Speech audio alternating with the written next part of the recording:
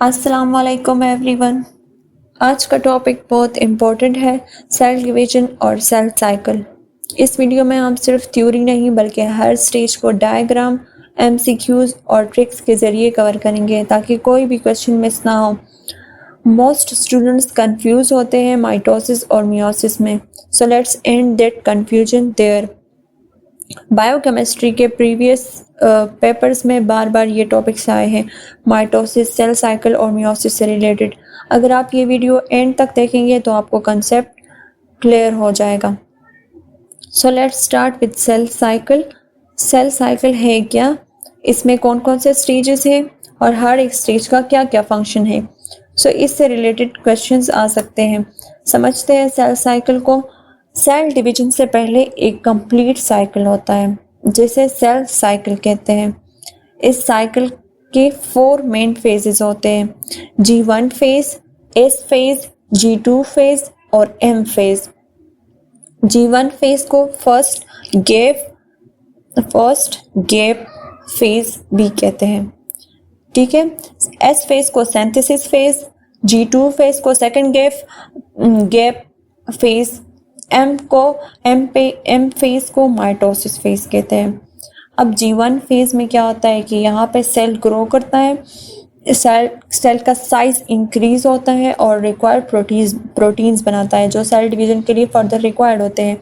CDKs बनाता है जो कि सेल डिपेंडेंट काइनेज होते हैं जो कि सेल डिवीजन के लिए रिक्वायर्ड होते हैं। सेल डिवीजन को रेगुलेट करने के लिए CDKs रिक्वायर्ड होते हैं। ये G1 फेज में बनते हैं। फिर नेक्स्ट फेज आ जाता है S फेज जिसे सिंथेसिस फेज कहते हैं। तो इस फेज में DNA की रेप्लिकेशन होती है यानी क्रोमोसोम डुप्लीकेट होता है। DNA की रेप्लिकेशन के लिए कुछ एंजाइम्स रिक्वायर्ड होते हैं, वो एंजाइम्स G1 फेज में ही बनेंगे। इस तरह एग्जाम में क्वेश्चन आ सकता है कि जो सेल डिवीजन के लिए जो एंजाइम्स रिक्वायर्ड होते हैं वो कौन से स्टेज में बनते हैं। सेल साइकिल के G1 फेज में ही बनते हैं। इस तरह क्वेश्चन आ सकता है कि DNA की रेप्लिकेशन कौन से फेज में होती है। तो S फेज में, सिंथेसिस फेज में DNA की रेप्लिकेशन होती है। DNA की रेप्लिकेशन को फर्दर डिटेल में हम फिर आगे और वीडियोस में पढ़ेंगे। DNA की रेप्लिकेशन के लिए कुछ एंजाइम्स रिक्वायर्ड होंगे, वो G1 फेज में ही बनेंगे।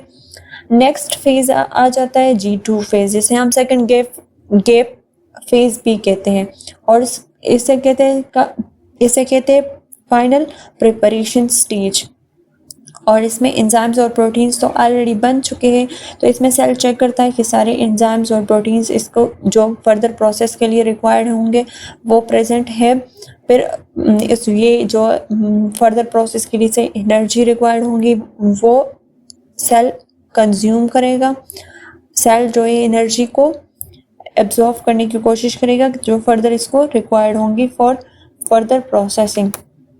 इसके बाद आ जाता है M फेज, ये एक्चुअल सेल डिवीजन का फेज होता है। अब हम डिटेल में सेल डिवीजन को समझते हैं। सेल डिवीजन का मतलब है एक सेल का 2 या ज़्यादा नए सेल्स में डिवाइड होना। ये प्रोसेस 2 तरह का होता है, एक होता है माइटोसिस और एक होता है मियोसिस। माइटोसिस बॉडी के ग्रोथ के लिए रिक्वायर्ड होता है, रिपेयर के लिए रिक्वायर्ड होता है। अगर कहीं जगह पे कट लग जाए तो उस एरिया की रिपेयरिंग में जो सेल डिवीजन रिक्वायर्ड होंगी उसे हम माइटोसिस कहेंगे। मियोसिस ये रिलेटेड है with germ cells. Germ cells में जो सेल की डिवीजन होंगी या गेमीट फॉर्मेशन के लिए जो सेल डिवीजन रिक्वायर्ड होंगी उसे हम मियोसिस कहते हैं। नेक्स्ट है माइटोसिस। क्या है? माइटोसिस ऐसा प्रोसेस है जिसमें सेल डिवीजन का वो प्रोसेस है जिसमें क्रोमोसोम सेपरेट हो जाते हैं into 2 genetically identical sales. Means के ये एक मदर सेल्स है और इससे 2 जेनेटिकली आइडेंटिकल डॉटर सेल्स बनेंगे। माइटोसिस वो प्रोसेस है जो बॉडी के ग्रोथ और सेल रिपेयर में मदद करता है, लेकिन माइटोसिस का मतलब होता है एक mother cells 2 identical daughter cells में डिवाइड होना, ठीक है। ये होता है सेम जेनेटिक मटेरियल के साथ और ये प्रोसेस सिर्फ सोमैटिक सेल्स में होता है यानी बॉडी के नॉर्मल सेल्स में। माइटोसिस के स्टेजेस को हम डायग्राम की मदद से इस तरह समझ सकते हैं कि फर्स्ट फेज है प्रोफेज, और इस स्टेज में डुप्लीकेशन ऑफ न्यूक्लियर डीएनए हो चुकी होती है। यहाँ पर ये स्टेज है, ये यहाँ पर आप लोगों को नजर आ रहा होगा, इसके इर्द गिर्द ये न्यूक्लियस है, ठीक है। और इस न्यूक्लियस में बीच में ये डीएनए है, उनकी डुप्लीकेशन हो जाएगी, जिस तरह के हमने लास्ट उसमें पढ़ा कि G1 फेज, इस फेज में क्या होता है, डीएनए की रेप्लिकेशन हो जाती है। सो यहाँ पर डीएनए की सेल डिवीजन, यहाँ पर सेल डिवीजन स्टार्ट हो गई है, तो ऑलरेडी डीएनए डुप्लीकेटेड फॉर्म में प्रेजेंट है सेल में, तो डीएनए डुप्लीकेटेड फॉर्म में होगा। और नेक्स्ट ये है, इस स्टेज को कहते हैं प्रोफेज। नेक्स्ट फेज में क्या होता है, इसको कहते हैं मेटाफेज। और नेक्स्ट फेज में स्पेंडल फाइबर्स खुद को असेंबल कर लेंगे, ठीक है, और डीएनए जो है वो कंडेंस फॉर्म में आ जाएगा। जो कंडेंस फॉर्म में होगा तो उसे हम क्रोमेटिड कहते हैं, या हम इसे क्रोमेटिन कह देते हैं। हम एक और वीडियो बनाएंगे जिसमें हम क्रोमेटिड्स, क्रोमेटिन, जीन्स, अलील्स और ये जीन्स की ऑर्गेनाइजेशन के लेवल्स होंगे, उनको हम समझने की कोशिश करेंगे, तो फिर आप लोगों को ये बिल्कुल इजीली क्लियर होगा। अगर अब भी समझने की कोशिश करते हैं, अगर और भी कंफ्यूजन रही तो फिर हम इस पे कोई और वीडियो भी बना देंगे। तब है क्रोमेटिन। क्रोमेटिन में यहाँ सेकंड स्टेप में मेटाफेज में क्रोमेटिन है, ठीक है, वो कंडेंस फॉर्म में होगा। माइटोटिक स्पेंडल फाइबर्स खुद को असेंबल कर लेंगे।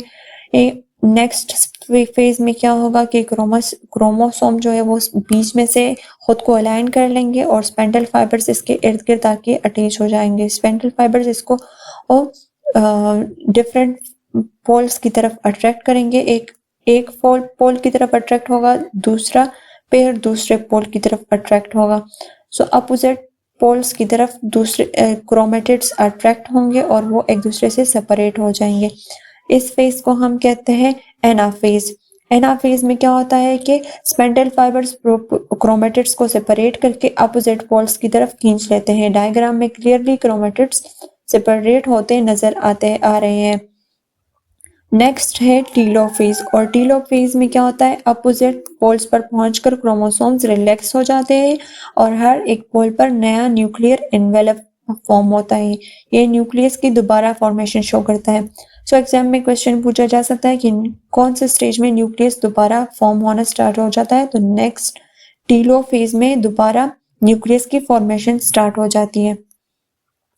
इसके बाद आ जाता है साइटोकाइनेसिस। साइटो वर्ड से ही क्लियर है कि ये साइटोप्लाज्म को शो करता है, काइनेसिस मूवमेंट को शो करता है। तो इसमें क्या होता है कि इसमें साइटोप्लाज्म डिवाइड होता है और दो नए डॉटर सेल्स बन जाते हैं जो जेनेटिकली आइडेंटिकल होते हैं। डायग्राम में ये सेल्स सेपरेट होते दिखाए गए हैं। अब साइटोकाइनेसिस में दो सेल्स तो जेनेटिकली आइडेंटिकल सेल्स बन गए, मीन्स के एक 46 क्रोमोसोम्स वाला सेल्स डिवाइड होके उससे दोबारा 46 क्रोमोसोम्स वाले सेल्स ही बने हैं। नेक्स्ट है माइटोसिस के बाद मियोसिस आ जाता है। मियोसिस एक स्पेशल टाइप का सेल डिवीजन है जो सिर्फ रिप्रोडक्टिव सेल्स में होता है। अब जैसे स्पर्म्स और एग सेल्स हैं, इसमें एक सेल से 4 नॉन आइडेंटिकल डॉटर सेल्स बनते हैं। रिप्रोडक्टिव सेल्स स्पर्म सेल्स है और एग सेल्स है, उनमें कितने नंबर ऑफ क्रोमोसोम्स होते हैं, उनमें 23 नंबर ऑफ क्रोमोसोम्स होता है। हाफ नंबर ऑफ क्रोमोसोम्स होता है, हेप्लॉइड नंबर ऑफ क्रोमोसोम्स होता है। सो हर एक सेल्स में हाफ नंबर ऑफ क्रोमोसोम्स होंगे। मियोसिस दो पार्ट्स में होता है, मियोसिस 1 और मियोसिस 2।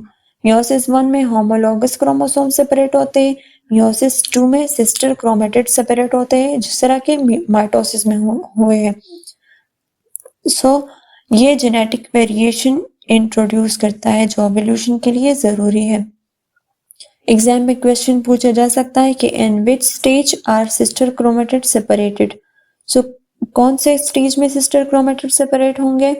माइटोसिस, मैंने मियोसिस 2 में कहा कि मियोसिस 2 भी माइटोसिस की तरह है लेकिन उसमें भी सिस्टर क्रोमेटिड सेपरेट होते हैं। सो मियोसिस 2 में एनाफेज में सिस्टर्स क्रोमेटिड सेपरेट होंगे और सेम है माइटोसिस में भी एनाफेज में सिस्टर क्रोमेटिड्स सेपरेट होंगे। अब मियोसिस के स्टेजेस है, तो मियोसिस में एक टेट्रॉड्स जो है वो फर्स्ट प्रोफेज 1 है, उसमें क्या होता है, टेट्रॉड्स फॉर्म होता है। टेट्रॉड्स क्या होता है कि फर्स्ट इसमें एक क्रोमोसोम्स होता है, उसमें 2 सिस्टर क्रोमेटिड्स होते हैं, ठीक है। 2 सिस्टर क्रोमेटिड्स होंगे, वो एक दूसरे के साथ 2 डिफरेंट क्रोमोसोम्स एक दूसरे के साथ अटैच होंगे, तो उससे टेट्राड्स बन जाएगा। हर एक क्रोमोसोम में 2 सिस्टर क्रोमेटिड्स होंगे, लेकिन 2 क्रोमोसोम बनेंगे, तो उसमें से 4 सिस्टर क्रोमेटिड्स 4 क्रोमेटिड्स आ जाएंगे, ठीक है। 4 क्रोमेटिड्स होंगे तो उसको हम टेट्राड्स कहते हैं, ठीक है। क्योंकि मियोसिस में एक सेल से जर्म सेल्स की डिवीजन होगी, तो उससे 4 नॉन आइडेंटिकल सेल्स बनेंगे और ये 4 टेट्राड्स बन गए हैं।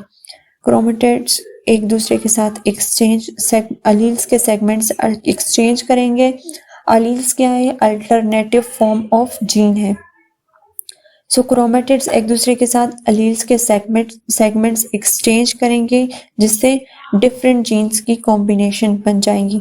डिफरेंट जीन की कॉम्बिनेशन होंगे और इस प्रोसेस को हम क्रॉसिंग ओवर भी कहते हैं। सो एग्जाम में पूछा जा सकता है कि मियोसिस 1 में कौन सी फेज में क्रॉसिंग ओवर होती है। सो प्रोफेज 1 में क्रॉसिंग ओवर होती है, और क्रॉसिंग ओवर किस चीज के रिजल्ट्स में होती है, क्योंकि क्रोमेटिड्स में एक्सचेंज ऑफ अलील होगा। So exchange of allele, segments of alleles को हम क्रॉसिंग ओवर्स भी कह सकते हैं, ठीक है। नेक्स्ट फेज आएगा इसमें मेटाफेज 1। मियोसिस 1 में नेक्स्ट फेज है मेटाफेज 1, और मेटाफेज 1 में फर्स्ट फेज में आप देख सकते हैं कि न्यूक्लियस प्रेजेंट है। सेकंड फेज में प्रोफेज में न्यूक्लियस है, मेटाफेज में न्यूक्लियस डिसअपेयर हो जाता है। न्यूक्लियस डिसअपेयर हो गया, क्रोमोसोम खुद को अलाइन कर लेंगे, स्पेंडल फाइबर्स खुद को असेंबल कर लेंगे, ठीक है। थर्ड स्टेप है एनाफेज, जो कि सिस्टर क्रोमेटिड्स एक दूसरे से सेपरेट हो जाएंगे, ठीक है। क्रोमेटिड्स एक दूसरे से सेपरेट हो गए, लेकिन हमने पढ़ा था कि मियोसिस 1 में क्या होता है कि होमोलोगस क्रोमोसोम एक दूसरे से सेपरेट होंगे। होमोलोगस क्रोमोसोम सेपरेट होंगे एक दूसरे से। सो मेटाफेज में क्या होता है, homologous chromosomes pairs align at the metaphase plate और स्पेंडल फाइबर्स अटैच हो जाते हैं। होमोलोगस एनाफेज 1 फिर इसके बाद आ जाता है, उसमें क्या होता है, होमोलोगस क्रोमोसोम स्प्लिट हो जाते हैं और फुल टू अपोजिट पोल्स। यहाँ क्रॉसिंग ओवर के बाद क्रोमोसोम सेपरेट हो जाते हैं। नेक्स्ट फेज है टीलोफेज एंड साइटोकाइनेसिस, और इसमें 2 new sets of non identical sales बन जाते हैं और न्यूक्लियस रिफॉर्म हो जाता है अराउंड ईच अदर।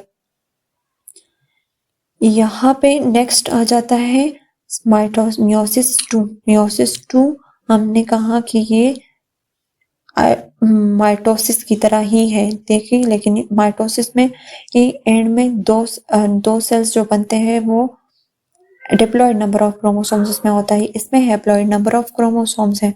सो यहाँ पे फर्स्ट स्टेप में क्या होता है, spindle reforms around the chromosomes of each new sales.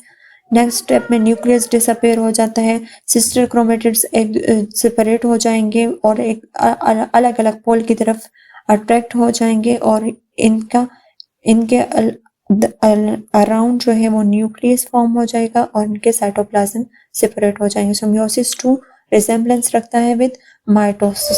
सो ये भी एग्जाम में पूछा जा सकता है। सो ये था हमारा स्टेज इसमें मियोसिस। सो ये स्टेज कंफ्यूज करने के लिए यूज हो सकता है। सो इसमें आपको कंफ्यूजन फिर नहीं होगी, आप क्लियरली इसको सॉल्व कर पाएंगे कि मियोसिस 2 का स्टेज मियोसिस 2 माइटोसिस के साथ रिसेम्बलेंस रखता है।